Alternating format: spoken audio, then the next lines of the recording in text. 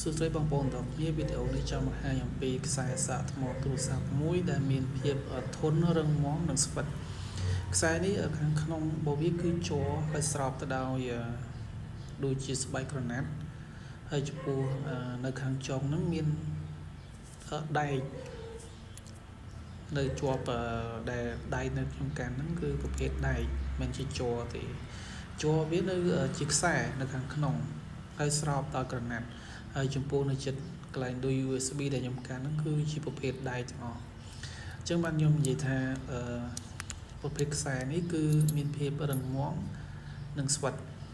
ប្រភេទខ្សែនេះយើងអាចសាកថ្មបានជាមួយនឹងប្រភេទ USB ទៅ Lightning ឬក៏ USB ទៅ Type C ឬក៏ Type C ទៅ Type C ដូចគ្នាឬក៏យើងអាចដោះក្បាលដូចដែលខ្ញុំកាន់ហ្នឹងអាចដោះក្បាលយកទៅប្រើប្រាស់ជាមួយនឹងខ្សែឬក៏ឧបករណ៍ផ្សេងៗបានអញ្ចឹង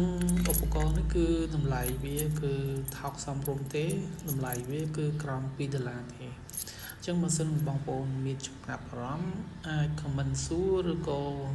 inbox ចូល Telegram ខាងក្រោមនឹងបានខ្ញុំនឹងប្រាប់ពីតម្លៃពេញអរគុណ